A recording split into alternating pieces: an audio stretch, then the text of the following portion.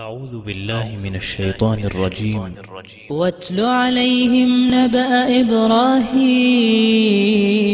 إذ قال لأبيه وقومه ما تعبدون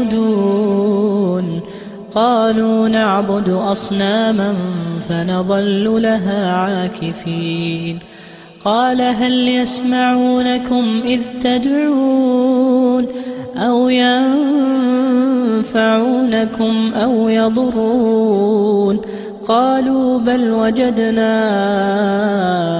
آباءنا كذلك يفعلون قال أفرأيتم ما كنتم تعبدون أنتم وآباؤكم الأقدمون فإنهم عدو لي إلا رب العالمين.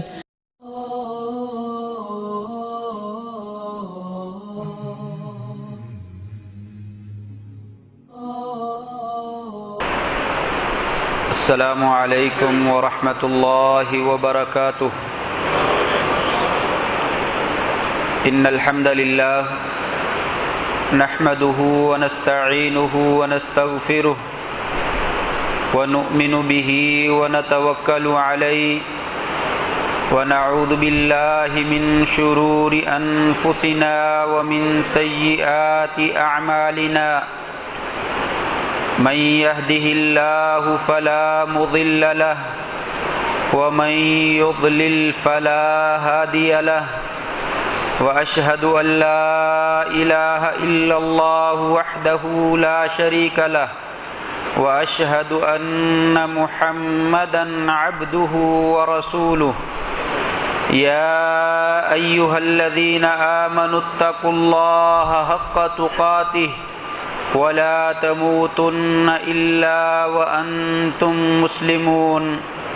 يا أيها الناس اتقوا ربكم الذي خلقكم من نفس واحدة وخلق منها زوجها وبث منهما رجالا كثيرا ونساء واتقوا الله الذي تساءلون به والأرحام إن الله كان عليكم رقيبا.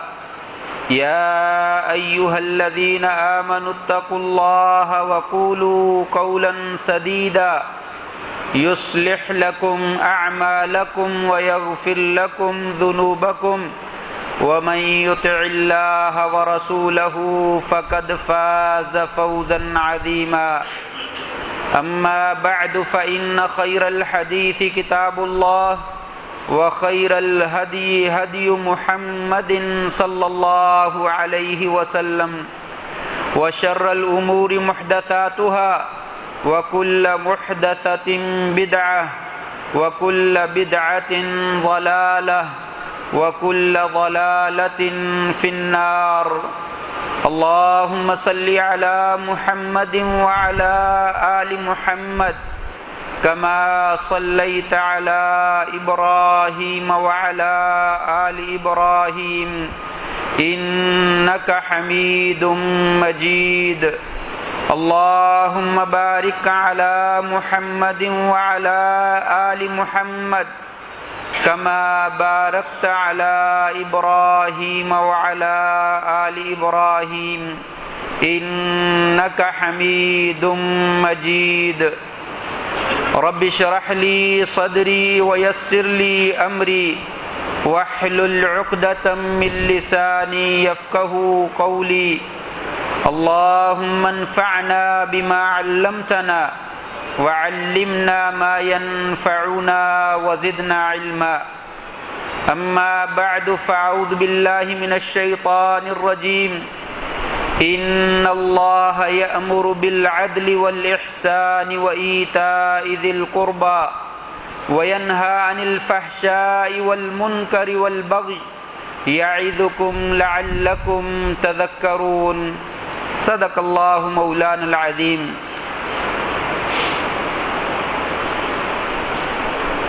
ہر قسم کی تعریف اور حمد و ثنا اللہ وحدہ لا شریک کی ذات کے لیے ان گنت لا تعداد کروڑہ درود و سلام سید الاولین والآخرین شفیع المذنبین امام الانبیاء احمد مجتبی حضرت محمد الرسول اللہ صلی اللہ علیہ وآلہ وسلم کی ذات گرامی کے لیے مختصر حمد و ثنا کے بعد حضرات ذی وقار رمضان المبارک کا بابرکت مہینہ ختم ہوا، رحمتوں کی، فضیلتوں کی، خیر و برکات کی گھڑیاں اپنے اختتام تو پہنچیں۔ جیسے ہی عید المبارک کا چاند نظر آیا، مسجدوں میں رونقیں کچھ کم پڑ گئیں، نمازیوں کی تعداد پہلے کی بنسبت تھوڑی ہو گئی، نمازوں کی طرف تیزی کے ساتھ بڑھنے والے لوگوں میں کچھ نہ کچھ کمی واقع ہوئی، صدقات و خیرات کرنے والے، راتوں کو قیام کرنے والے، قرآن مجید کی دن اور رات میں تلاوت کرنے والے، ایسے لوگوں میں کمی واقع ہوئی۔ شیطان جو جکڑا جا چکا تھا، باندھا جا چکا تھا، وہ کھل گیا اور اس نے ایک دو راتوں میں ہی اپنی کسر جو ہے وہ نکالنے کی کوشش کی۔ کیا یہی مسلمان کو رویہ اختیار کرنا چاہیے کہ نیکی کرنے کے بعد یکدم نیکیوں کو ترک کر دینا چاہیے، یا نیکیاں کرنے کے بعد ایک بار پھر انسان کو برائیوں کا دروازہ کھول لینا چاہیے؟ یقیناً ایسا نہیں ہونا چاہیے۔ اگر انسان نیکیاں کرنے کے بعد، اچھا بن جانے کے بعد، بہترین انسان بن جانے کے بعد پھر دوبارہ اپنے آپ کو برا بنانے کی کوشش کرتا ہے تو یہ انتہائی نامعقول بات ہے، جاہلانہ بات ہے اور ایک بے وقوفانہ عمل ہے، جس کی وضاحت اللہ تبارک و تعالیٰ قرآن مجید میں ایک بڑی بہترین مثال دے کر سمجھاتے ہیں۔ فرمایا وَلَا تَكُونُوا كَالَّتِي نَقَضَتْ غَزْلَهَا مِن بَعْدِ قُوَّةٍ أَنْكَاثًا۔ اے مسلمانوں، اے اللہ کے بندو، تم لوگ اس عورت کی طرح نہ ہو جانا جس نے بڑی محنت کے ساتھ سوت کاتا، رسی کو، دھاگے کو چرخے کے اوپر چلا چلا کر، گھما گھما کر جو ہے وہ بہترین رسی بنائی۔ جب وہ مضبوط رسی بن گئی پھر خود ہی اس کو کینچی کے ساتھ پکڑ کر ٹکڑے ٹکڑے کر دیا۔ مضبوط رسی بن جانے کے بعد اسے ٹکڑے ٹکڑے کر کر کاٹ ڈالا۔ آپ ایسی عورت کو کیا کہیں گے کہ لگتا ہے اس عورت کا دماغ کام نہیں کر رہا، اتنی محنت کے ساتھ چرخہ چلانے کے بعد جو ہے وہ رسی بنائی ہے، ایک ایک دھاگا جو ہے وہ جوڑ کر بڑی عمدہ قسم کی رسی تیار کی ہے۔ پھر جب وہ رسی تیار ہو گئی تو اپنے ہاتھ کے ساتھ خود ہی اس کو جو ہے وہ ٹکڑے ٹکڑے کر ڈالا۔ گویا کہ ایسا آدمی وہ ذی شعور نہیں کہلاتا ہے، اسے دانشور نہیں کہتے ہیں، اسے عقل مند نہیں کہتے ہیں، جو خود ہی اپنے ہاتھ سے بہترین عمدہ قسم کی ایک عمارت تعمیر کرتا ہے۔ جب وہ عمارت بن جاتی ہے تو ہتھوڑا پکڑ کر اس کو جو ہے وہ توڑنا شروع کر دیتا ہے اور اس کو گرانا شروع کر دیتا ہے۔ ایک آدمی بڑی محنت کے ساتھ دولت کماتا ہے، مال و دولت کے ڈھیر اور انبار جمع کر لیتا ہے، جب وہ مال و دولت جمع ہو جاتی ہے تو ماچس کی ڈبیا پکڑ کر آگ جلا کر اس کو جو ہے وہ راکھ کر دیتا ہے۔ ایسے آدمی کو عقل مند نہیں کہا جاتا، دانشور نہیں کہا جاتا، بلکہ اسے بے وقوف کہا جاتا ہے کہ اپنی محنت کے اوپر خود ہی پانی پھیر دینا، اپنے پاؤں کے اوپر خود ہی کلہڑا مار دینا۔ نبی کریم صلی اللہ علیہ وسلم ارشاد فرماتے ہیں لَأَعْلَمَنَّ أَقْوَامًا يَأْتُونَ يَوْمَ الْقِيَامَةِ بِحَسَنَاتٍ أَمْثَالِ جِبَالِ تِہَامَةٍ۔ مجھے پختہ علم ہے آپ فرماتے ہیں مجھے اس بارے میں ذرہ برابر بھی شک نہیں ہے، میں ایسی قوموں کو بڑی اچھے طریقے سے جانتا ہوں، کل قیامت کے دن آئیں گے، بڑے بڑے پہاڑوں جیسی ان کے پاس نیکیاں موجود ہوں گی، لیکن کیا ہوگا؟ فَيَجْعَلُهَا اللَّهُ هَبَاءً مَنْثُورًا، اللہ تبارک و تعالیٰ انہیں پراگندہ غبار بنا کر اڑاڑ دیں گے، ان کی کوئی حیثیت نہیں ہوگی۔ اتنی بڑی بڑی نیکیاں، پہاڑوں جیسی بڑی بڑی نیکیاں اللہ تبارک و تعالیٰ ہباء منصورہ کر دیں گے۔ صحابہ اکرام کہنے لگے یا رسول اللہ کیا وجہ ہے، کیا مسئلہ ہے، یہ کون لوگ ہیں، ان کے ذرا اوصاف تو بتلائیے۔ آپ نے فرمایا ان لوگوں نے بڑی نیکیاں کر رکھی ہیں، لیکن نیکیاں کرنے کے بعد اذا خلو بمحارم اللہ انتہکوها، جیسے ہی ان کو موقع ملتا ہے اللہ تبارک و تعالیٰ کی حدوں کو پھلانگ جاتے ہیں، اللہ تعالیٰ کی حرام کردہ چیزوں کو وہ ان کی حدود کی پامالی کرتے ہیں، اور پہلے دن ہی عید کا چاند چڑھتے ہی جو ہے وہ حرام کام اور بے حیائی کے کام اور فحاشی کے کام اور اللہ تعالیٰ کی نافرمانی کے کام جو ہے وہ کرنا شروع کر دیتے ہیں۔ نہیں، رمضان کا یہ مطلب نہیں ہے کہ آپ ایک مہینہ خوب عبادت کیجئے، بس یہ عبادت اب قبول ہو گئی، اب اس کے بعد ساری زندگی آپ کو اجازت ہے آپ جو کچھ کرنا چاہیں کرتے رہیں، آپ کو کوئی پوچھنے والا نہیں، آپ کو کوئی ٹوکنے والا نہیں، کوئی روکنے والا نہیں۔ فرمایا ایسا نہیں، بلکہ نیکی کے قبول ہونے کی علامت تو یہ ہے کہ دوبارہ نیکی کی جائے۔ نیکی قبول ہونے کی علامت ہی یہی ہے کہ انسان ایک نیکی کے بعد دوبارہ نیکی کرے، اور اگر نیکی کرنے کے بعد انسان نے دوبارہ برائی کرنا شروع کر دیا ہے تو اسے سوچنا چاہیے یہ میں نے نیکی جو ہے یہ صحیح نیکی نہیں کی ہے، یا تو اس میں طریقہ جو استعمال کیا وہ طریقہ غلط تھا، یا اس میں میری نیت کے اندر فطور تھا، میں نے خالصتاً یہ عمل اللہ کی رضا کے لیے نہیں کیا۔ اگر رمضان کی تراویح ہماری قبول ہو چکی ہے، رمضان کے روزے ہمارے قبول ہو چکے ہیں، رمضان میں پڑھا ہوا قرآن مجید، سنا ہوا قرآن مجید قبول ہو چکا ہے، اس کا اثر ہماری آئندہ آنے والی زندگی پہ پڑنا چاہیے۔ اگر اثر نہیں پڑا ہے تو پھر ہمیں سوچنا چاہیے یہ ہماری عبادت کہیں رائے گاں تو نہیں چلی گئی، یہ عبادت ہماری ٹھکرا تو نہیں دی گئی، کہیں اللہ تعالیٰ نے اس کو قبول تو نہیں کیا کہ جس کی وجہ سے آج ہمارے ساتھ یہ معاملہ جو ہے وہ پیش آ رہا ہے۔ اللہ تبارک و تعالیٰ کا دین ایک مہینے کے لیے نازل نہیں ہوا، اللہ تعالیٰ کا دین، اللہ تعالیٰ کی عبادت، اللہ تعالیٰ کی شریعت، ایمان، نیکی، تقوی اور پرہیزگاری یہ صرف رمضان کے لیے نہیں ہے، رمضان کے بعد بھی ہے۔ خوش نصیب ہیں وہ لوگ جو اللہ تبارک و تعالیٰ کو اپنا رب مانتے ہیں۔ سال کے 12 مہینے، سال کے 12 مہینوں میں وہ سمجھتے ہیں کہ اللہ تعالیٰ آسمان و زمین کا خالق ہے، ہمارا رب ہے، ہمارا معبود ہے، اس نے یہ دین 12 مہینوں کے لیے نازل کیا، صرف رمضان کے مہینے کے لیے نازل نہیں کیا۔ قرآن مجید کی ایک آیت میں نے پڑھی ہے، اس کے کئی مفہوم جو ہے وہ بیان کیے جا سکتے ہیں۔ ان اللہ یأمر بالعدل والاحسان وایتاء ذی القربى وینہی عن الفحشاء والمنکر والبغی یعظکم لعلکم تذکرون۔ لوگو، اللہ تبارک و تعالیٰ تمہیں حکم دے رہے ہیں عدل کرو، انصاف کرو۔ کس مہینے میں؟ صرف رمضان کے مہینے میں نہیں، اس آیت میں، اس آیت کا رمضان کے مہینے کے ساتھ کوئی تعلق نہیں۔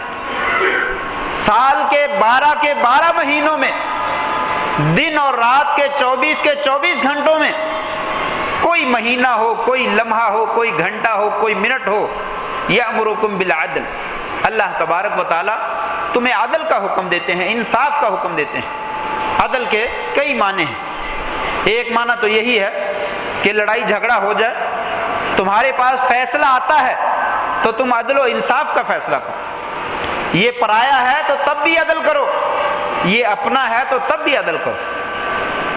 مدعی دوست ہے تو دیکھو فیصلہ اس کے حق میں جاتا ہے یا اس کے خلاف جاتا ہے، جو حق کی بات ہے وہ حق کی بات جو ہے وہ ذکر کرو۔ مدعی دشمن ہے، جو حق کا فیصلہ اس کے سامنے سنا دو، یہ عدل ہے۔ اور عدل یہ بھی ہے، عدل کا معنی ہے میانہ روی، درمیان درجے کا کام کرنا۔ غلو اور افراط اور تفریط سے اجتناب کرنا، نہ کسی چیز میں بہت زیادہ آگے بڑھ جانا اور نہ ہی کسی چیز میں بہت زیادہ نیچے گر جانا، ہر چیز کو اپنا اپنا حق دینا۔ جیسا کہ عدل کا معنی کیا جاتا ہے وضع الشیء فی محلہ، کسی بھی چیز کو اس کی مناسب جگہ کے اوپر رکھ دینا۔ عدل کے مقابلے میں ظلم ہوتا ہے، اور ظلم کا معنی بھی یہ ہوتا ہے وضع الشیء فی غیر محلہ، کسی چیز کو اس کی غیر مناسب جگہ پہ رکھ دینا۔ شرک کو ظلم کہا جاتا ہے، ان الشرک لظلم عظیم، شرک جو ہے یہ بہت بڑا ظلم ہے۔ کیوں بہت بڑا ظلم ہے؟ اس لیے کہ وضع الشیء فی غیر محلہ، کہ جس چیز کی جو جگہ تھی اس کو وہاں پہ نہیں رکھا گیا، اس کی دوسری جگہ پہ رکھ دیا۔ نماز، روزہ، حج، صدقہ، زکوٰۃ، نظر نیاز، یہ عبادات ہیں، یہ عبادات صرف ایک اللہ کے لیے جائز ہے۔ اللہ کے علاوہ ان چیزوں کو دوسری جگہ پہ استعمال کرنا یہ ظلم ہے، یہ شرک ہے، یہ ہے کسی غیر مناسب جگہ پہ رکھ دینا۔ زیور بڑی خوبصورت شے ہے، تاج بڑی خوبصورت شے ہے، کسی چوڑے کے سر کے اوپر جو ہے، چپڑاسی کے سر کے اوپر جو ہے سونے کا تاج جو ہے وہ سر پہ ڈال دیا جائے اور اسے کہا جائے بادشاہ سلامت، وہ کیا کہے گا؟ آپ مذاق کرتے ہیں؟ میں چوڑا ہوں، میں چپڑاسی ہوں، میں مراسی ہوں، میرے لیے یہ شایان شان نہیں ہے۔ یہ تاج کسی بادشاہ کو زیب دیتا ہے، کسی اونچے آدمی کو زیب دیتا ہے، یہ ظلم ہے۔ جیسے کبھی آپ نے نہیں دیکھا ہوگا کسی چوڑے کو، کسی مراسی کو سونے کا تاج پہنایا گیا، کسی گدھے کو سونے کا ہار ڈالا گیا ہو، کبھی ایسا نہیں ہوتا، یہ ظلم ہے۔ اسی طریقے سے عدل یہ ہے کہ ہر چیز کو اس کی مناسب جگہ پہ رکھنا۔ رمضان کے مہینے میں جیسے ہم نماز پڑھتے رہے، روزہ رکھتے رہے، اللہ تبارک و تعالیٰ کے لیے سچ بولتے رہے، جھوٹ سے بچتے رہے اور نیکی کے کام کرتے رہے، رمضان کے بعد عدل کا تقاضا یہ ہے کہ باقی مہینوں میں بھی میانہ روی اختیار کرو، سچ بولو، نماز پڑھو، قرآن مجید کی تلاوت کرو، جیسے پہلے آپ اللہ کی عبادت کرتے رہے اسی طرح یہ عبادت جو ہے وہ کرتے رہو۔ اگر نہیں کرو گے تو یہ ظلم ہوگا۔ ان اللہ یأمرکم بالعدل، لوگو اللہ تبارک و تعالیٰ تمہیں عدل کا حکم دیتے ہیں، رمضان کے مہینے میں بھی عدل کرو، اور رمضان کے علاوہ جو 11 مہینے ہیں ان میں بھی عدل کرو، ان میں بھی حد سے تجاوز نہ کرو۔ آگے حدیث آ رہی ہے، وہاں پہ اس کی وضاحت کروں گا عدل اصل میں کیا ہے۔ دوسرے درجے پہ اللہ تعالیٰ نے فرمایا یأمرکم بالعدل والاحسان، اللہ تعالیٰ تمہیں احسان کا حکم دیتے ہیں۔ احسان اس کے بھی کئی معنی ہیں، ایک معنی تو یہ ہے اچھا سلوک کرنا، کسی کے ساتھ نیکی کرنا، کسی کو معاف کر دینا، درگزر کر دینا، یہ احسان۔ کسی نے آپ سے زیادتی کی، آپ اسے معاف کر، میں نے تجھے معاف کیا اللہ کے لیے۔ ایک احسان یہ ہے تفضل کے معنی میں، زیادتی کے معنی میں، بڑھانے کے معنی میں، آپ کے ساتھ کسی نے اچھا سلوک کیا، آپ اس سے زیادہ اچھا سلوک اس سے کر، بڑھا کر کسی کو بدلا دیں۔ آپ نے مزدور مقرر کیا، آپ میرے گھر میں کام کریں، آپ کو اتنے پیسے دوں گا، 100 روپیہ طے ہوا، اس نے کام مکمل کیا، آپ اس کو 100 روپیہ نہیں، اس کو 120 روپے دے دیتے، یہ بھی احسان، یہ تفضل ہے کہ آپ نے طے کیا تھا آپ کو 100 روپیہ دوں گا، اپنی خوشی سے 10، 15، 20 روپے آپ نے اس کو زیادہ دے دی، یہ بھی احسان ہے۔ اللہ تعالیٰ کے ہم بھی ایک احسان یہی ہے کہ تمہارے اوپر جو فرائض مقرر کیے ہیں وہ تو کرنے ہیں، اب تمہاری اپنی مرضی ہے، تم احسان کرو کہ تم نوافل بھی ادا کرو، سنتیں بھی ادا کرو، مزید کام جو تمہارے اوپر لازم نہیں کیے گئے وہ بھی کرو۔ اللہ تعالیٰ قرآن مجید میں یہاں پہ حکم دے رہے ہیں، اللہ تمہیں حکم دیتے ہیں کہ تم عدل بھی کرو اور احسان بھی کرو۔ جو فرائض تمہارے اوپر مقرر کیے گئے وہ تو پڑھنے ہی پڑھنے ہیں، اگر تم سے ہو سکتا ہے تو احسان بھی کرو، نوافل بھی ادا کرو اور دوسرے اچھے کام بھی کرو۔ رمضان میں کرتے رہے ہو تو اس کا مطلب یہ نہیں کہ معاملہ ختم ہو گیا، اب کرنے کی ضرورت نہیں، اب بھی کرو۔ یہ 12 کے 12 مہینے ہے یامرکم بالعدل والاحسان، اللہ کریم تمہیں عدل کا بھی حکم دیتے ہیں، احسان کا بھی حکم دیتے ہیں۔ ایک تیسرا معنی احسان کا وہ یہ ہے عبادت خلوص نیت کے ساتھ کرو اور عمدہ کر کے کرو، بڑی اچھی کر کے عبادت کرو. جیسا کہ حضرت جبریل علیہ السلام والی حدیث مشہور ہے، اس میں جبریل علیہ السلام تشریف لاتے ہیں اور آپ سے سوال کرتے ہیں ایمان کے بارے میں بتلائیے، اسلام کے بارے میں بتلائیے، پھر تیسرے درجے پہ پوچھا احسان کے بارے میں بتلائیے. وہاں پہ آپ نے یہ تعریف کی. احسان کیا ہے؟ ان تعبد اللہ کأنک تراہ فإن لم تکن تراہ فإنہ یراک. احسان یہ ہے کہ اللہ کی عبادت ایسے کی جائے جیسے آپ اللہ تبارک و تعالیٰ کو دیکھ رہے. اگر یہ کیفیت پیدا نہیں ہوتی کہ آپ اللہ کو دیکھ رہے ہیں، فإن لم تکن تراہ فإنہ یراک، تو یہ ذہن بنائیے، یہ اعتقاد پیدا کیجئے کہ اللہ تبارک و تعالیٰ آپ کو دیکھ رہے ہیں. جب اللہ ہمیں دیکھ رہے ہیں پھر عبادت میں تحسن پیدا ہوگا، خوبصورتی پیدا ہوگی. انسان عبادت کو اچھے سے اچھا بنانے کی کوشش کرے گا. دوست یار دیکھتا ہے تو انسان نماز اچھی کرتا ہے، اور اگر انسان کا یہ تصور بیٹھ جائے کہ میرا خالق میرا مالک مجھے دیکھ رہا ہے تو نماز میں کبھی انسان کو یہاں پہ خارش نہیں ہوگی، کبھی ادھر خارش نہیں ہوگی.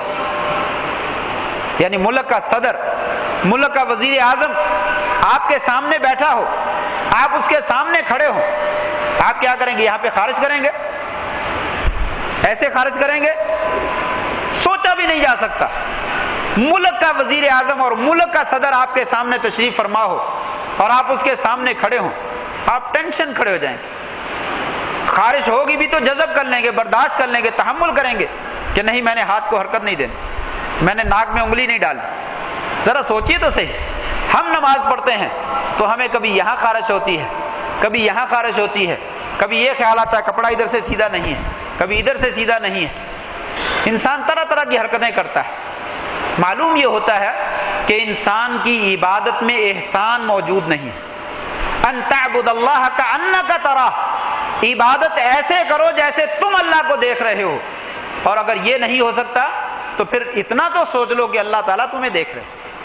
انسان کے ذہن میں یہ ہو کہ اللہ میرا دیکھ رہا ہے، میں جس اللہ کے لیے نماز پڑھنے کے لیے آیا ہوں وہ میرے سامنے موجود ہے، وہ مجھے دیکھ رہا ہے، میری ایک ایک ادا کے اوپر اس کی حرکت ہے، اور اس نے مجھے کہا ہے کہ نماز میں حرکت نہیں کرو، خشوع کے ساتھ، خضوع کے ساتھ، عاجزی کے ساتھ نماز پڑھو. تو یقیناً انسان کی نماز میں احسان کا درجہ جو ہے وہ پیدا ہو جائے. یہ تیسرا معنی احسان کا. میں عرض کر رہا تھا عدل یہ ہے کہ آپ رمضان میں بھی عدل کرو، جہاں جہاں جس چیز کا حق ہے وہ حق ادا کرو، اور رمضان کے بعد بھی عدل کرو، جہاں جہاں جس کام کو کرنا ہے وہیں پہ وہ کام کرو. اور احسان کیا ہے کہ فرائض بھی ادا کرنے ہی کرنے ہیں، اس کے ساتھ ساتھ نوافل بھی ادا کرو. اللہ تعالیٰ 12 مہینے ہمیں حکم دے رہے ہیں. ایسا نہ ہو کہ رمضان میں تو فرائض بھی ادا کیے، نوافل بھی ادا کیے، اور رمضان کے بعد نوافل تو ادا کرنے نہیں، فرائض بھی چھوٹ جائیں. یہ نہیں ہونا چاہیے. یہ عدل کے بھی منافی ہے، یہ احسان کے بھی منافی ہے. پھر اللہ تعالیٰ نے فرمایا وَإِيتَاءِ ذِي الْقُرْبَى، لوگوں قریبی رشتہ داروں کے اوپر خرچ کرو، رمضان میں بھی غیر رمضان میں بھی. وَيَنْهَى عَنِ الْفَحْشَاءِ وَالْمُنْكَرِ وَالْبَغْيِ، اللہ کریم آپ کو 12 کے 12 مہینے بے حیائی کے کاموں سے، برائی کے کاموں سے منع کرتے ہیں، ظلم کے کاموں سے، بغاوت کے کاموں سے منع کرتے ہیں.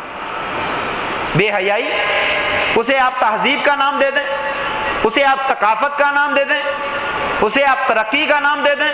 بے حیائی بے حیائی ہے. آپ اسے نئی روشنی کا نام دے دیں، یہ بے حیائی ہے. نام تبدیل کرنے سے چیزوں کی حقیقتیں کبھی تبدیل نہیں ہوتی. ہم 14ویں صدی میں، 15ویں صدی میں، 21ویں صدی میں داخل ہو چکے ہیں. ہم ترقی کرنا چاہتے ہیں تو لہٰذا بہنوں اور بہوؤں اور بیٹیوں کے گلوں میں دوپٹے ڈال کر بازار میں نکالیے. یہ ثقافت ہے؟ نہیں، یہ ثقافت نہیں، یہ بے حیائی ہے. یہ رمضان کے مہینے میں بھی منع ہے اور رمضان کے مہینے کے بعد بھی منع ہے. وَيَنْهَى عَنِ الْفَحْشَاءِ وَالْمُنْكَرِ، بے حیائی کے کاموں سے بھی اللہ تعالیٰ 12 کے 12 مہینے منع کرتے ہیں، اور برائی کے کاموں سے بھی منع کرتے ہیں. یعظکم لعلکم تذکرون، اللہ کریم تمہیں واعظ کرتے ہیں، نصیحت کرتے ہیں، تمہیں پیغام دیتے ہیں، شاید کہ تم نصیحت حاصل کرو. یہ نصیحت حاصل کرو. عدل کا بھی حکم دیا، احسان کا بھی حکم دیا، اور بے حیائی اور برائی سے بھی رکنے کا حکم دیا۔ کن مہینوں میں؟ صرف رمضان کے مہینے میں نہیں، ماذا بعد رمضان، رمضان کے مہینے کے بعد کیا ہے، یہی بعد میں ہے کہ اللہ تبارک و تعالیٰ اسی طرح عرش کے اوپر موجود ہے، اللہ تبارک و تعالیٰ اسی طرح ہمارے رب ہیں، اسی طرح ہمارے معبود ہیں۔ اللہ کریم جیسے اس نے پہلے نماز پڑھنے کا، روزہ رکھنے کا، زکوٰۃ دینے کا، صدقات و خیرات کرنے کا حکم دیا، اب بھی وہ حکم دے رہے ہیں، اس کا حکم اب بھی چل رہا ہے۔ جیسے رمضان کے مہینے میں بے حیائی اور برائی کے کام سے بچنے کا حکم دیا، اب بھی اسی طرح بچنے کا حکم دے رہے ہیں۔ عدل کیجئے۔ عدل کی مثال نبی کریم صلی اللہ علیہ وسلم نے حضرت عبداللہ ابن عمرو ابن عاص رضی اللہ تعالیٰ عنہ کے ساتھ ایک حدیث میں بڑی بہترین بیان فرمائی۔ اسلام میں افراط اور تفریط نہیں ہے، عدل ہے، میانہ روی ہے، نہ ادھر جائیں نہ ادھر جائیں، درمیان میں رہیں، سٹریٹ رہیں، آپ سیدھے راستے پہ چلتے رہیں گے اور کامیاب ہو جائیں گے۔ عبداللہ ابن عمرو ابن عاص رضی اللہ تعالیٰ عنہ بہت بڑے جلیل القدر صحابی ہیں، بڑے نیک آدمی، بہت زیادہ نیک آدمی۔ کتنے نیک آدمی؟ صحیح بخاری کی روایت ہے، خود بیان کرتے ہیں، کہتے ہیں ان کہانی ابی ذات حسب، میرے والد نے ایک بڑے اونچے خاندان کی عورت کے ساتھ میری شادی کر دی، اور فکان یتفقد کنتہ، میرے والد ہمیشہ میری بیوی کے گھر میں جاتے رہتے اور اس سے پوچھتے سناؤ کیا حال ہے، اور اپنے شوہر کے بارے میں سوال کرتے کہ تیرے شوہر کا کیا حال ہے، تو وہ آگے سے جواب دیتی نعم الرجل من رجل، بڑا اچھا آدمی ہے، لیکن کتنا اچھا آدمی ہے، مدتیں گزر گئی گھر میں کبھی نہیں آیا، اس نے بیوی کے حقوق ادا کرنے کی کبھی سوچا ہی نہیں ہے، گھر کی ذمہ داریوں کا احساس اس نے اپنے سر پہ کبھی لیا ہی نہیں، بڑا نیک آدمی ہے، لیکن گھر کے بارے میں وہ کچھ نہیں جانتا۔ نبی کریم صلی اللہ علیہ وسلم کہنے لگے، یہ ان کے باپ نے جب اپنے بیٹے کی بیوی سے یہ پوچھا، پھر وہ کچھ عرصہ گزر گیا، دوبارہ آئے تو پھر اس نے یہی جواب دیا، سے بار آئے پھر یہی جواب دیا، جب معاملہ لمبا ہو گیا تو نبی کریم صلی اللہ علیہ وسلم کے پاس شکایت کرتے کہ میرا بیٹا ایسا ہے، اس کی تو میں نے شادی کی ہے، وہ عجیب و غریب معاملات کرتا ہے۔ آپ نے اس کو کہا کہ اپنے بیٹے کو پیغام دینا کہ مجھ سے ملاقات کر۔ حضرت عبداللہ کہتے ہیں میں آپ کے پاس آ گیا، مجھ سے آپ کہنے لگے عبداللہ تم بہت زیادہ عبادت کرتے ہو؟ کہا جی ہاں۔ کہا کتنی عبادت کرتے ہو؟ کہا میں ہر روز روزہ رکھتا ہوں۔ کہا کتنا قیام کرتے ہو؟ کہا ہر رات قیام کرتا ہوں۔ کہا کتنا قرآن پڑھتے ہو؟ کہا ہر روز قرآن مجید ختم کرتا ہوں۔ اتنا نیک آدمی، اتنا نیک آدمی۔ کہا راتوں کو قیام کرتا ہوں، دن کو روزہ رکھتا ہوں، اور ہر روز قرآن مجید پڑھتا ہوں۔ آپ نے فرمایا اگر تم ایسی ہی عبادت کرتے رہو گے تمہاری آنکھیں اندر کو دھنس جائیں گی، حجمت لہ العین ونفحت لہ النفس، تیرا جسم تھک جائے گا، تو بیکار ہو جائے گا۔ لا صام من صام الدہر، ایسے آدمی کے روزے کا اللہ کو کوئی فائدہ نہیں، کوئی ضرورت نہیں جو زمانہ بھر روزے رکھتا ہے، اس کی کوئی ضرورت نہیں۔ ہر روز روزہ رکھنا اللہ کے ہاں ایسے روزے کی کوئی مقبولیت نہیں۔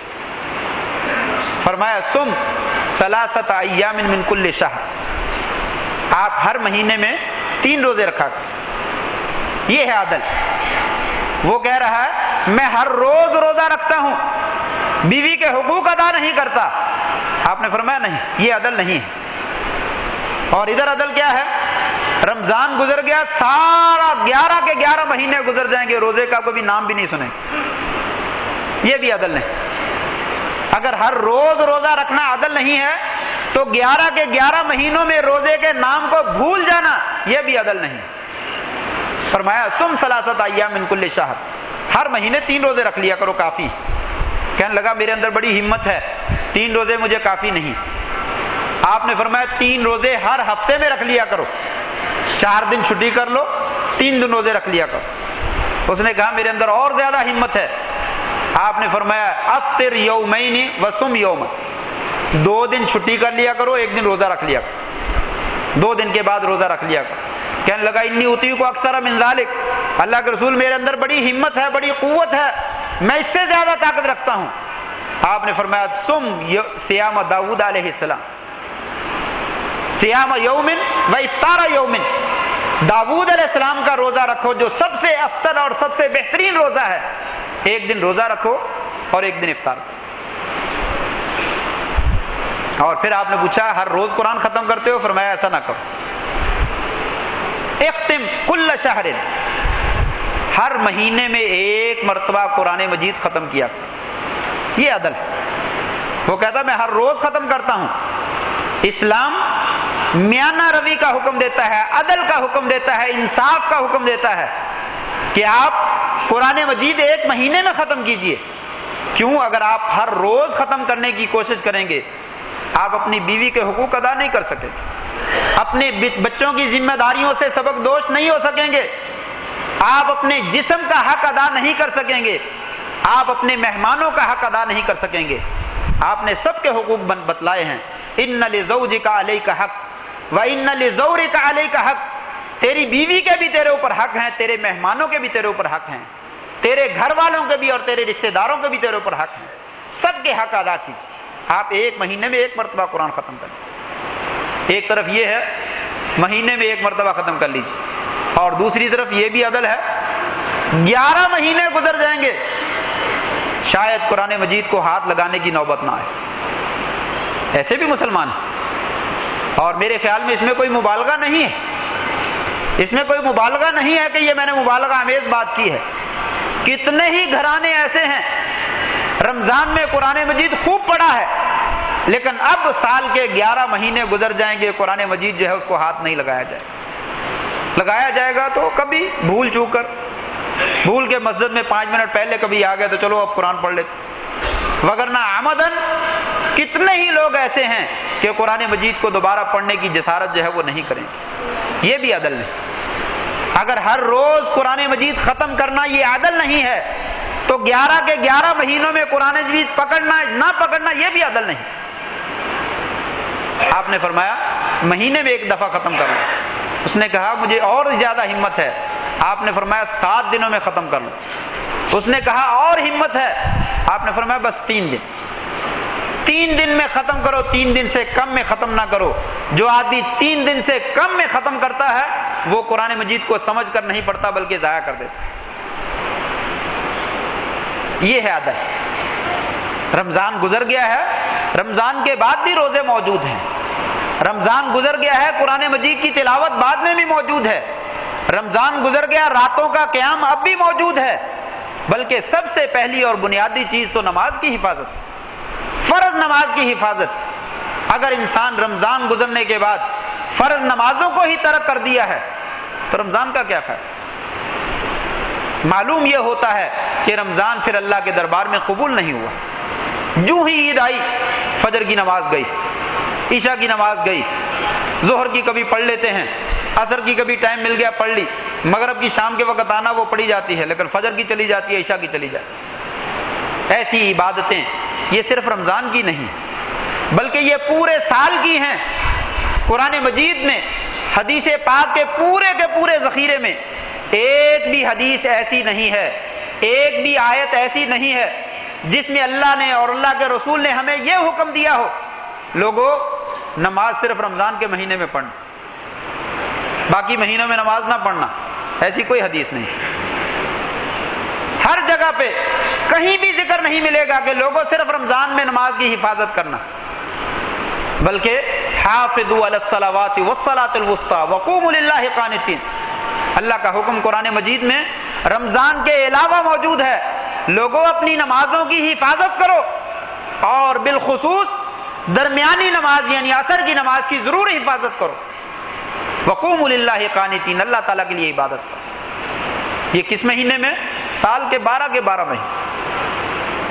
نبی کریم صلی اللہ علیہ وسلم فرماتے ہیں الا ادلکم علی ما یمحو اللہ بہ الخطایا ویرفع بہ الدرجات، اے میرے صحابہ میں تم کو ایسا عمل نہ بتلاؤں جس کے ذریعے اللہ تبارک و تعالیٰ گناہوں کو مٹا ڈالتے ہیں اور انسان کے درجات کو بلند کر دیتے ہیں؟ رمضان میں نہیں، 12 کے 12 مہینوں میں۔ میں ایسا عمل نہ بتلاؤں جس کے ذریعے سے گناہ مٹ جاتے ہیں اور درجے بلند ہو جاتے ہیں؟ صحابہ کرام فرمانے لگے کیوں نہیں یا رسول اللہ، ضرور بتلائیے۔ آپ نے فرمایا اسباغ الوضوء علی المکارہ، شدت کے وقت، ناپسندیدگی کے وقت عمدہ قسم کا، اچھا قسم کا وضو کرنا۔ سال کے 12 مہینوں میں سردی کے موسم میں بہترین وضو کرنا، گرمی کے موسم میں بہترین وضو کرنا، ٹھنڈے پانی سے گرم پانی سے بہترین وضو کرنا۔ یہ کیا ہے؟ اس کے ذریعے سے گناہ مٹتے ہیں اور درجات بلند ہوتے ہیں۔ وَكَثْرَةُ الْخُطَىٰ إِلَى الْمَسَاجِدِ، اور بہت زیادہ پیدل چل کر مسجد کی جانب جانا، اس کے ذریعے سے اللہ تعالیٰ گناہ مٹاتے ہیں اور درجات بلند کرتے ہیں۔ وَانْتِظَارُ الصَّلَاةِ بَعْدَ الصَّلَاةِ، ایک نماز کے بعد دوسری نماز کا انتظار کرنا۔ عید والے دن اذان کی آواز سنائی دیتی ہے تو انسان پریشان ہو جاتا ہے، مولویوں کو کوئی اور کام نہیں، ابھی نماز پڑھ کے آئے تھے، عید والے دن بھی چھٹی نہیں کرنے دیتے۔ یہ نماز کی چھٹی نہیں ہے، یہ اللہ تبارک و تعالیٰ کی بندگی ہے، یہ سال کے 12 مہینوں میں آپ کے ساتھ چلے گی، اس میں کوئی چھٹی نہیں ہے۔ جیسے کھانے کی کوئی چھٹی نہیں، کھانا انسان ایک ٹائم کی بجائے 2 ٹائم پہ ضرور کھا لیتا ہے، 3 ٹائم پہ کھا لیتا ہے، 4 ٹائم پہ کھا لیتا ہے، لیکن چھٹی نہیں کرتے۔ لیٹ ہو جائے کسی وجہ سے علیحدہ بات ہے، لیکن چھوڑتا نہیں ہے۔ پریشانی لگ جاتی ہے، آج میں نے ناشتہ نہیں کیا، 20 بندوں کو بتلاتا ہے آج صبح کا میں نے ناشتہ نہیں کیا۔ جیسے وہ چیز ہے جسم کی غذا ہے، اسی طریقے سے عبادت انسان کی روح کی غذا ہے، اس میں کوئی چھٹی نہیں۔ فرمایا وانتظار الصلاۃ بعد الصلاۃ، لوگوں ایک نماز کے بعد دوسری نماز کا انتظار کرنا، اس کے ذریعے سے اللہ تبارک و تعالیٰ گناہ معاف کرتے ہیں، اس کے ذریعے سے اللہ تعالیٰ انسان کے درجات بلند کرتے ہیں۔ فذالکم الرباط، لوگوں اصل جہاد تو یہ ہے، اصل جہاد یہ ہے۔ رباط کہتے ہیں سرحدوں کے اوپر کھڑے ہو کر اپنی سرحدوں کی حفاظت کرنا، دشمن سے اپنے ملک کا دفاع کرنا۔ فرمایا جس آدمی نے ان چیزوں کی حفاظت کر لی، اس نے اپنے دین کا دفاع کر لیا، اپنے سرحدوں کی حفاظت کر لی، یہ جہاد۔ اگر یہ نہیں ہے تو دوسرے جہاد کا کوئی فائدہ نہیں۔ دوسرا جہاد بھی تبھی کام کرے گا اگر یہاں پہ آپ نے کام کیا ہے۔ کون سے کام؟ شدت کے وقت اچھا وضو کیجئے اور زیادہ سے زیادہ چل کر مسجد میں جائیے اور ایک نماز کے بعد دوسری نماز کا انتظار کیجیے۔ میرے مالک کا بلاوا ہے، میرے خالق کا بلاوا، مجھے جانا چاہیے۔ ایک دوسری حدیث میں آپ صلی اللہ علیہ وسلم فرماتے ہیں من غدا الى المسجد او راح اعد اللہ نزلا فی الجنۃ کلما غدا او راح او کما قال علیہ الصلوۃ والسلام، کہ جو آدمی صبح کے وقت مسجد میں چل کر جاتا ہے یا شام کے وقت مسجد میں چل کر جاتا ہے، اللہ تبارک و تعالی جتنی مرتبہ وہ چل کر مسجد میں گیا ہے اتنی مرتبہ جنت کے اندر اس بندے کے لیے مہمانی جو ہے وہ تیار کریں گے۔ جتنی مرتبہ گیا اتنی مہمانیاں اللہ تبارک و تعالیٰ اپنے بندے کی کریں گے۔ کس مہینے میں؟ رمضان کے مہینے میں؟ نہ، سارے مہینوں۔ رمضان کا مہینہ خیر و برکات کا مہینہ ضرور ہے، اس میں عبادات بڑھ چڑھ کر ضرور کرنی چاہیے، لیکن اس کا یہ مطلب نہیں کہ باقی 11 مہینے نعوذ باللہ من ذالک فضول ہیں، ان کو ضائع کر دیجیے۔ نہیں، سارے کے سارے مہینے۔ ممکن ہے کسی کی 11 مہینے زندگی ہو، 12ویں مہینے میں زندگی ملے ہی نہ، اس کا یہی 11 مہینے کا عمل دیکھا جائے۔ فرمایا جب بھی آپ مسجد میں جائیں گے اس کی بھی مقدار کے برابر اللہ تبارک و تعالیٰ جنت میں آپ کے لیے جو ہے وہ مہمانی جو ہے وہ تیار کریں گے۔ یہ وہ چیزیں ہیں جو صرف رمضان میں نہیں، رمضان کے بعد بھی چلتی ہیں۔ 4 چیزوں کی طرف اشارہ کروں گا جس کا ذکر پیچھے ہو چکا ہے۔ پہلی چیز یہی نمازوں کی حفاظت۔ نمبر 2 روزوں کی حفاظت۔ روزے رمضان میں بھی ہیں اور رمضان کے بعد بھی ہیں، جیسا کہ ابھی آپ نے حدیث سنی، سم 3 ایام من کل شہر۔ عبداللہ ہر روز روزہ نہ رکھو، 3 روزے رکھ لو۔ روزہ یہ عبادت بھی ہے، یہ علاج بھی ہے۔ کتنی بیماریوں کا علاج ہے، سوائے چند بندوں کے جن کو بہت زیادہ کوئی شوگر کی بیماری ہے، بھوک شدت کی جو ہے وہ برداشت نہیں کر سکتے ہیں، ان کے لیے رمضان میں بھی اللہ نے چھوٹ رکھی ہے کہ اگر وہ نہیں رکھ سکتے نہ رکھیں، فدیہ دے دیں۔ لیکن جن کے پاس ہمت ہے ان کو رمضان کے بعد بھی روزہ رکھنا چاہیے۔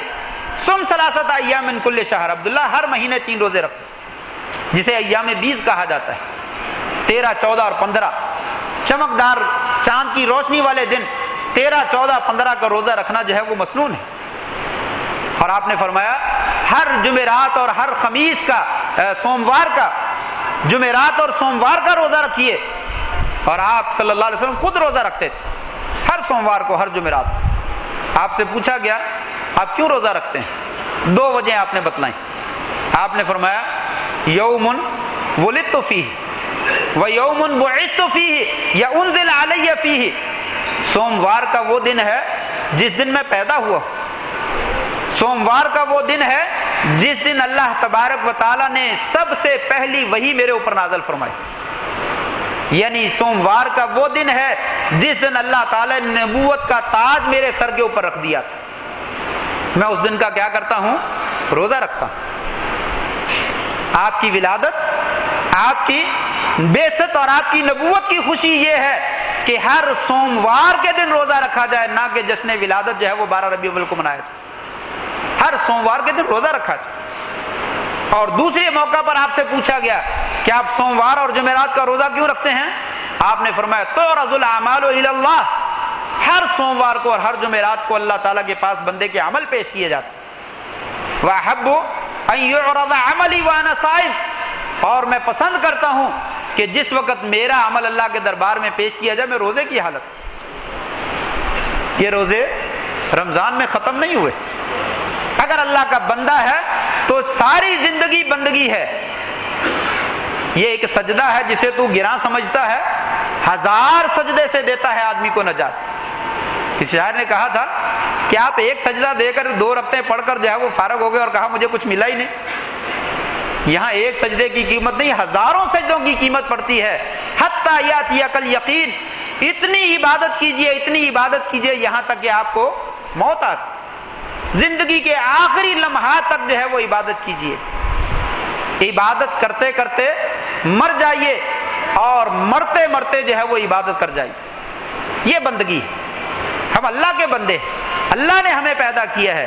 یہ دنیا جہان میں جتنی نعمتیں اللہ نے ہمیں عطا کی ہیں اس نے ہمیں حکم دیا لوگوں تم نے میری بندگی کرنی، صرف رمضان میں نہیں بعد میں بھی۔ اور یہ شوال کے 6 روزے ہیں۔ آپ نے فرمایا من صام رمضان ثم اتبعه 6 من شوال کان کصیام الدہر او کما قال علیہ الصلوۃ والسلام، جو آدمی رمضان کے 30 روزے مکمل کرتا ہے پھر شوال کے 6 روزے رکھ لیتا ہے، اللہ تبارک و تعالیٰ اس کو سال بھر روزے رکھنے کا اجر عطا فرما دیتا، پورے سال کا۔ کیوں کہ نیکی جو ہے وہ 10 گنا ہے۔ انسان نیکی 1 کرتا ہے اللہ تعالیٰ اجر 10 نیکیوں کا کر دیتے ہیں۔ 30 روزے رکھے، 30 کو 10 سے ضرب دے دیں 300، اور 6 کو 10 سے ضرب دے دیں 60، اور سال میں 360 دن۔ جس نے یہ 36 روزے رکھ لیے اللہ تبارک و تعالیٰ اس کو سال بھر کے روزوں کا اجر اور ثواب جو ہے وہ عطا فرما دے۔ تو یہ شوال کے روزے بھی رکھنے چاہیں، لگاتار رکھ لیں، درمیان میں رکھ لیں، آخر میں رکھ لیں، ایک رکھ کر دوسرا چھوڑ دیں، کوئی حرج نہیں۔ پورے مہینے میں 6 روزے مکمل کرنے چاہیے، جیسے بھی انسان مکمل کرے۔ رمضان میں بھی روزے ہیں اور رمضان کے بعد بھی روزے ہیں۔ 2 چیزیں۔ نمبر 3 قرآن مجید کی تلاوت، جیسا کہ میں نے ذکر کیا عبداللہ ابن عمرو ابن عاص رضی اللہ تعالیٰ کہتے ہیں میں ہر روز قرآن پڑھتا ہوں، ہر روز قرآن ختم کرتا ہوں۔ آپ بھی اور میں بھی اپنے اپنے گریبان میں جھانک کر اپنے آپ کو مخاطب کر کے، کسی کو نہیں بتلانا، پوچھیں اپنے آپ سے کہ رمضان گزرنے کے بعد آج تلک ہم نے کتنے پارے پڑھے۔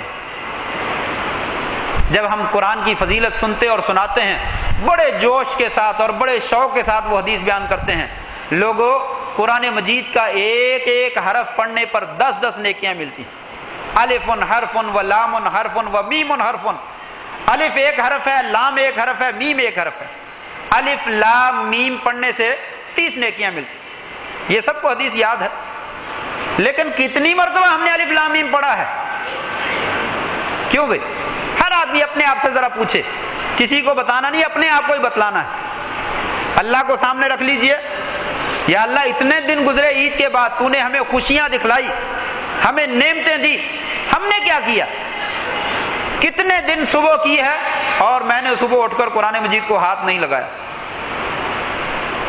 جبکہ اگر بعض اہل علم نے اندازہ لگایا ہے، ایک پارہ اگر پڑھیں، ایک پارہ، ایک سپارہ جسے آپ کہتے ہیں، الف لام میم سے لے کر پہلا پارہ جہاں ختم ہوتا ہے، تو وہ کہتے ہیں غالباً 1,13,000 سے کچھ زیادہ نیکیاں بنتی ہیں ایک پارہ پڑھنے سے۔ گویا کہ اگر 30 پارے پڑھے جائیں تو 30 لاکھ اور 13 33 لاکھ، تقریباً 33-34 لاکھ نیکیاں ملتی ہیں ایک دفعہ قرآن مجید پڑھنے سے، اگر ہر نیکی، ہر حرف کے عوض 10 نیکیاں ملے تقریباً۔ لیکن ہم نے اتنے دن گزارنے کے بعد کتنے حرف قرآن مجید کے پڑھے؟ یہ کوئی مشکل کام نہیں۔ نماز تو ہم پڑھتے ہیں 5 وقت کی، مسجد میں آتے ہیں، کیا کسی آدمی کے پاس نماز سے پہلے یا نماز کے بعد 10 منٹ نہیں ہے؟ 10 منٹ اگر ہر نماز کے بعد انسان دے دے، فجر کی نماز کے بعد، ظہر کے بعد، عصر کے بعد، مغرب اور عشاء کے بعد، 10 5 50 منٹ دے دے، سکون کے ساتھ، تسلی کے ساتھ ایک پارہ انسان جو ہے وہ آرام کے ساتھ پڑھ سکتا ہے، صرف 10 منٹ۔ الا ماشاءاللہ چند لوگ ہوں گے جن کو رفتار نہیں ہے، بہت آہستہ آہستہ پڑھنا پڑتا ہے، ایک ایک حرف کر کے پڑھنا پڑتا ہے، وگرنہ اکثر لوگ جنہیں قرآن پڑھنا آتا ہے 50 منٹ میں آسانی سے 2 پارے پڑھے جا سکتے ہیں۔ لیکن چلیے سپیڈ کم کر لیجئے، اگر کوئی آدمی ہر نماز کے ساتھ صرف 10 منٹ صرف کرے، ہم کتنا ٹائم خرچ کرتے ہیں؟ صبح اٹھنے کے بعد، سونے سے پہلے، کھانا کھانے سے پہلے، کھانا کھانے کے بعد، خبریں دیکھنے سے پہلے، خبریں دیکھنے کے بعد، میچ دیکھنے سے پہلے، میچ دیکھنے کے بعد، الی حاصل کیا آخر تک کتنا وقت ضائع کرتے ہیں۔ اگر کوئی آدمی تہیہ کر لے کہ میں نے آج نماز سے 10 منٹ پہلے مسجد میں پہنچنا ہے، یا نماز کے بعد 10 منٹ میں نے مسجد میں بیٹھے رہنا ہے، ایک پارہ آسانی کے ساتھ پورے دن میں پڑھ لے گا 5 نمازوں کے بعد۔ کتنی نیکیاں ہیں جس کا انسان تصور نہیں کر سکتا۔ ہر مہینے میں ہم ایک دفعہ قرآن مجید ختم کر سکتے ہیں، لیکن میرے سمیت آپ حضرات کتنے ہی ہم ایسے ہیں، پورا سال گزر جائے گا اور سال میں ایک دفعہ ہم نے قرآن مجید ختم نہیں کیا ہو۔ ایسا ہی ہے نا، بغیر مبالغے کے میں بھی آپ کے ساتھ شامل ہوں کہ سال گزر جاتا ہے لیکن قرآن مجید کبھی ہم نے ختم کرنے کی جرت جو ہے وہ نہیں کی ہوگی۔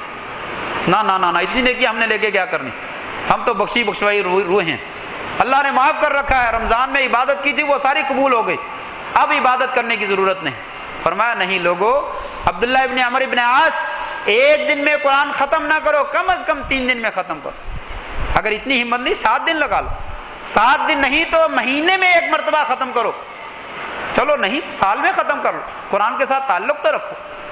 یہ قرآن مجید پورے سال کے لیے نازل ہوا، صرف رمضان کے لیے نازل نہیں ہوا۔ 3 چیزیں، چوتھی چیز، وقت ختم ہو گیا، صرف اشارہ کر کے اپنی بات ختم کر رہا ہوں۔ چوتھا قیام اللیل، رات کی نماز، تراویح رات کی نماز ہے، تہجد ہے، یہ رمضان میں بھی ہے اور غیر رمضان میں بھی ہے۔ آپ کی ایک حدیث ہے، آپ نے فرمایا لوگو قیام اللیل، رات کی نماز کو لازم پکڑو، یہ تم سے پہلے جتنے نیک لوگ تھے یہ ان کی عادت تھی، وہ رات کو قیام کرتے تھے، جتنے نبی آئے، جتنے ولی آئے، جتنے نیک لوگ آئے، رات کو عبادت کرتے تھے۔ یہ عبادت کرنا تمہارے لیے تمہارے اللہ کے ساتھ نزدیکی کا ذریعہ ہے، جو اللہ کے قریب ہونا چاہتا ہے وہ رات کو نماز پڑھا۔ اور آپ نے فرمایا یہ کیا ہے؟